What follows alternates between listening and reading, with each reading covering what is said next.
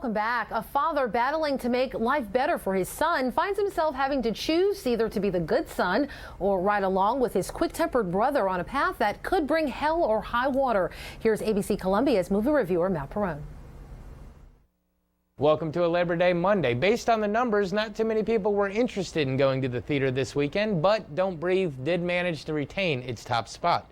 The two new wide releases of the weekend both fared below expectations. I did go see Morgan, but a little more on that later because there was a movie out in limited release that came to Columbia this weekend, and it has some Oscar buzz circulating around it. So, of course, I had to check it out, and here's my take on the Texas outlaw film, Hell or High Water. Our film begins in a desolated area of West Texas. The Howard brothers, Tanner and Toby, played by Ben Foster and Chris Pine respectively, have recently lost their mother and have turned to bank robbery. We begin by seeing them rob two branches of the same bank in a professional and smart manner. They go early in the morning when there is little clientele, take small loose bills, and use different cars, disposing of them right after. We see that the two are of opposing personalities, with Tanner being a career criminal and Toby being a previously clean living man, but their bond appears solid. We then see the other side of the law. The case is given to Texas Ranger Marcus Hamilton, played by Jeff Bridges, and his partner Alberto. Marcus is a mere couple weeks from retirement, but feels that he has one last hunt in him. He sees the robberies as smart, and unlike everyone else, believes that the robbers are more than junkies and that there will be more robberies as a certain sum is strived for.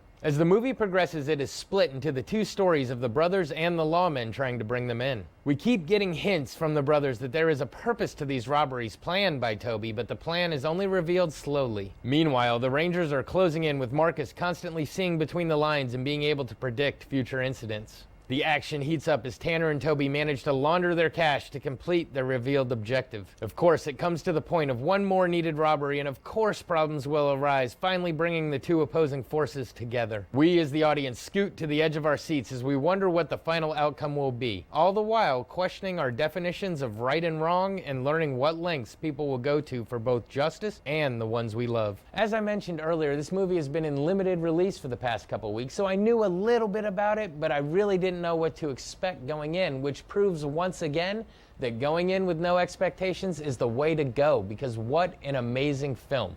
You would think from the previews that it is just full of action, when in reality the action sequences are quite minimal and spaced out. It's what happens between these sequences that makes the movie. It brings back the art of dialogue, and all of the exchanges are just phenomenal. Music becomes a major plot point, and that the songs that are playing in the background are just as important as what is happening on screen.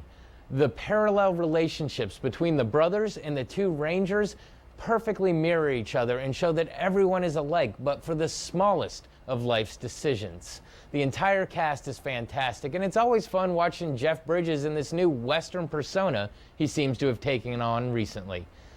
A lot of times people will ask me, what is a really good movie that you've seen recently? Well, this is it. And in fact, it may very well be the best movie that I've seen this year. The last scene itself will send chills down your spine, but in a good way. And speaking of sending chills down your spine, I also mentioned that I saw Morgan this weekend. Well, it's an interesting thriller with a pretty predictable twist ending. And I must say, as far as the theme of the movie goes, Ex Machina definitely did it better. You can save this one for home viewing.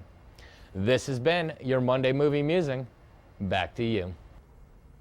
All right, thanks, Matt. One to see and one to wait on. Keep it here. We have one last look at your holiday weather. That's next, live from Maine and Gervais.